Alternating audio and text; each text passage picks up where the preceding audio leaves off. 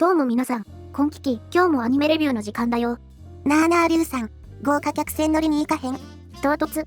2週間くらいかけて日本一周するんや。2週間もかかるの？せやで、回ったりお船に乗りながら停泊地では観光したりもできるで。私、お家が大好きだから途中で帰りたくなりそう。船の中もお家みたいなもんやで、パソコン持っていけば、リュウさんの場合は問題ないやろ。確かにそうかもしれないけど、ちなみにいくら？30万くらいやな。高っ。海外旅行行くみたいなもんやと思えば、お安いやろ。誰か、別の人と言ってもらって。そんな、私、リュウさん以外にろくに友達おらへんねんぞ。まあ、後日また相談で、そんなわけで、今日のレビューはこちら、名探偵コナン、水平線上のストラテジーだよ。コナン映画やな。この作品は、コナンとしては9作品目の劇場作品なんだ。ちなみに公開は2005年だよ。17年前か。ちょうど私が生まれた年やな。いつから17最強になったの？17年くらい前からやで。この作品、コナン映画としては、すごく真面目な作品なんだ。犯人の動機もコナン映画としては真面目で、この作品を見た人も動機なんだったっけって思うくらいの真面目な動機。真面目すぎて、逆に印象薄なっとるな。ミステリーとしてもしっかりしてるコナン映画は、作品によっては、事件起こって15分くらいで事件が解決しちゃう作品もあることを考えれば、この作品は冒頭から終盤まできちんとミステリー要素があるんだ。コナンさん、自分がミステリー作品だってこと思い出したんか？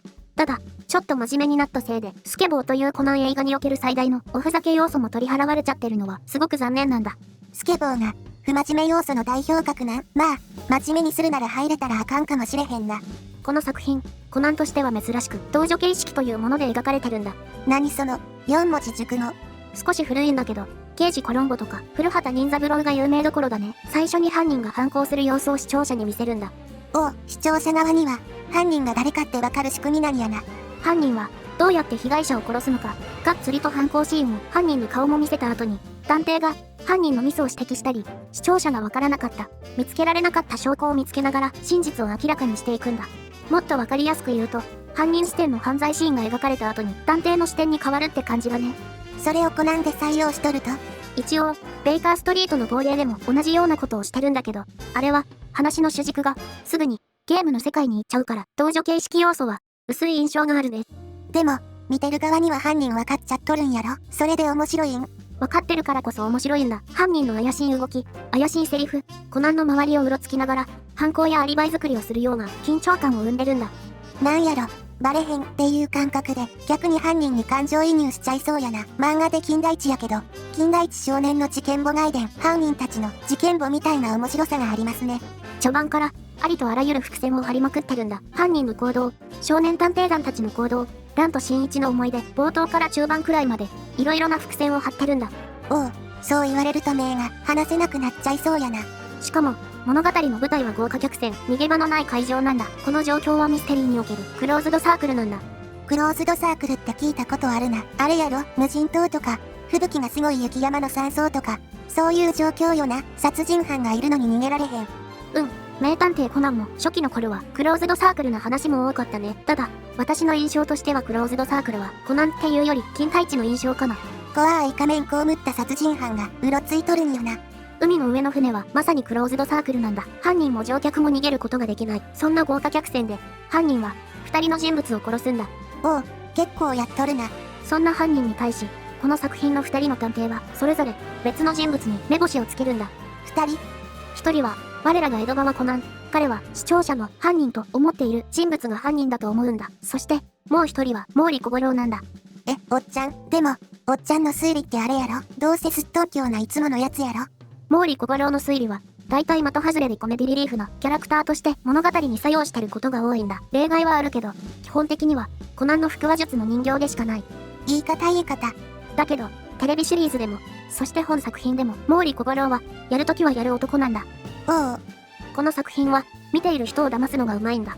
同女形式で犯人を見せ、コナンという探偵が犯人にたどり着く。でも、それは、すべて制作と、真犯人によるミスリードなんだ。何それ、絶対犯人やんって思っとった人が違うってこと？コナンファンほど騙される仕組みなんだよね。コナンがミスをするわけがない。名探偵と呼ばれる彼が、平成のシャーロック・ホームズがミスるわけがないという、見ている側の思い込みを利用してるんだ。いつもミスせえへんコナンやからこそ、コナンの推理が間違えるわけがないって思い込んじゃうんやな。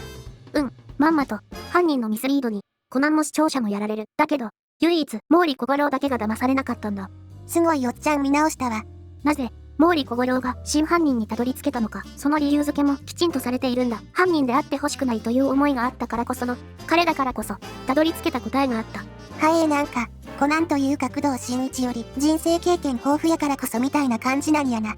ミステリーとしてのトリック自体は、大したことがないんだ。でも、その大したことがないトリックに、さらにもう一つのトリックが絡んだ二重構造のミステリーが、作品としての見応えを生んでるんだ。面白そうやな。ただ、この作品、ちょっと欠点というか、気になる部分もあるんだ。それは毛利蘭の行動。ランちゃんがどうしたん？これさっき知ったんだけど、Google で水平線上の陰謀、蘭と検索すると予測候補に、うざいって出てくるんだよね。一体どういうことやねん。そう言いたくなる人の気持ちもわかるんだ。コナン映画のお約束として、この作品は終盤で豪華客船が爆発する。コナン映画で、一定の大きさ以上の建物が出てきたら、爆発されるのがお約束ですからね。これもお約束なんだけど、蘭がピンチになる展開があるんだ。ラーン、やな。その状況を、ちょっと強引に作り出してるんだよね。そうなん？豪華客船から逃げるためにボートに乗るんだ。別にタイタニックのように乗れない人が出てくるわけでもないし、冷静に行動すれば余裕で逃げられる感じなんだ。なるほど。でも、いざボートに乗る直前に蘭は落とし物をしたことに気づくんだ。蘭にとって大切なものであることはわかるんだけど、こんなピンチな状況でわざわざ鳥に戻る選択をしちゃうんだよね。なるほど。うざいっていうのは、そういう単独行動な部分のことなんやな。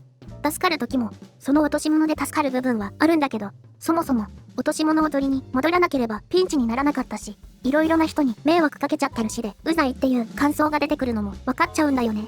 そこがちょっと問題なんやな。そこは気になるんだけど、ミステリーとしてのストーリーの面白さを出しつつ、パニックアクションを描くことで映画としての見応えも生まれている作品なんだ。毛利小五郎に焦点が当たるってのはですね。14番目のターゲットの時も一応、焦点は当たったけどな。最近は、キャラクターも増えちゃったせいもあるけど、あんまり、毛利小五郎に焦点が当たる映画ないのは残念なところだね。声優さんの変更とか色々ありましたからね。長期シリーズのアニメは大変や。いつか、この作品を超えるような毛利小五郎を主軸にした映画が作られることを期待したいね。30周年記念作品あたりでもしかしたらそういう作品が作られるかもしれへんな。声優さんたちがこれ以上変更される前にコナン自体も終わるといいんだけどね。どうなんやろうな。17年前と比べたら色々と分かってきた事実はありますけど。やっぱり私的には未だに、毛利小五郎といえば神谷明さんの声のイメージも強いんだよね。また言われちゃうで、解雇中って。気をつけます。ほなまた次回。じゃん。